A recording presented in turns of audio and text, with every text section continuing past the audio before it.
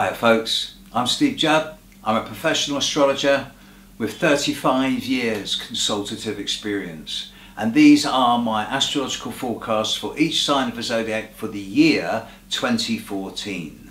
Enjoy. And this is the astrological forecast for the sign of Libra for the whole of the year 2014, and this year is very clearly split halfway into two separate halves.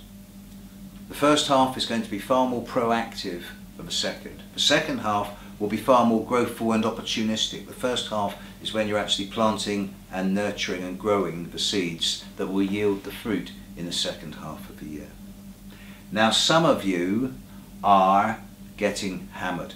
If you look back over 2013, those of you born at the very end of September and start of October have been through a major period of challenge and difficulty.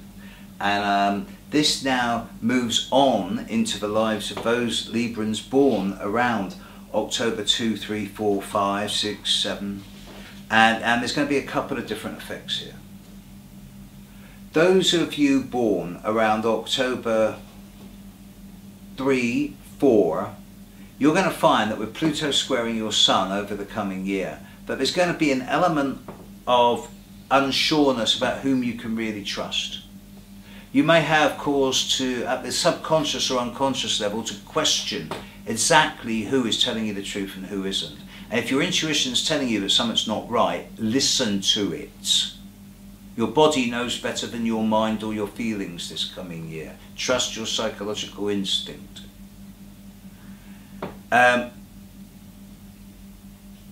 Certainly there may be a case, if you're born towards the start of October, for being a lot more yes, no, black, white about dealing with people. And although the word ruthless and Libra doesn't go well together, nevertheless there's a case for it in the coming year, in some of your cases. I would extend this also into the lives of those of you born from perhaps October 3 through to October 8, 9. Here Uranus is going to pass opposite your Sun in 2014, and this is going to bring a degree of compressed and concentrated change in ways that is almost certainly going to upset the apple cart in some shape or form. And you're going to particularly notice this when it's at its strongest, which will be, I suppose, at the start of the year, in the first week of the year, certainly around the middle 10 days of April, when there's going to be a great deal of potential provocation, and you could easily say or do something you'd later regret. But really, by the time you're into the middle, say the end of May, just to cover myself, I think it's safe to say by the end of May, 80% of the hard work of this year is done. Neptune's not touching you in 2014, Saturn's not touching you in 2014. It's Uranus and Pluto in the big picture, Jupiter to a lesser extent, and where Jupiter does stand a potential of making problems is particularly the time of late February through to mid-April. And if situations that are lingering from 2013 are going to go over the top or become larger than life, this is when it's going to be.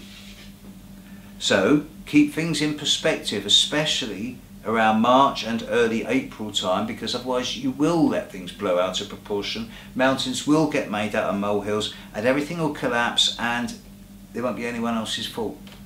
So keep things in perspective in the relatively early part of the year. And then as you get into the end of April, start of May, you can start taking actions and decisions based on what you know to be sure. And from then on, things should begin to work. Now, at an even more specific level, I want to look at the day-by-day part, particularly of the first half of the year, because Mars is in Libra. Mars normally spends 6 weeks in Libra. He's spending 7 months because of his retrograde motion. He doesn't leave Libra till July.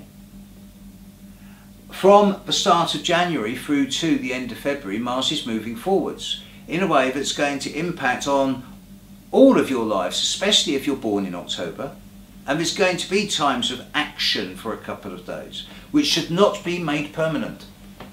Because the second phase, when Mars goes retrograde in Libra, from the start of March through to early mid-May, is a time of retrospective analysis and reflection and reconsideration, reassessment. Did I do the right thing? Did I make the right decision? Have I done it well? And then from mid-May to the time when Mars leaves Libra in July is a couple of month period where the opportunity to either consolidate what you've done because you've got it right the first time, or to improve on what you've done, becomes much more evident. And this is when I'm expecting results to occur. Now, the actual time of mid-May through to mid-July is the most decisive and active time of the year. As Mars moves out of Libra, so Jupiter switches sign also, moving into Leo, bringing a much greater degree of, I don't know, fertile growth.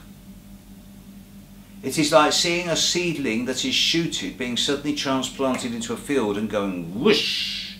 And the second half of the year, from August onwards, brings more and more opportunity for nurturing, for development and growth of relationships, projects, things that have been started in the first half of the year.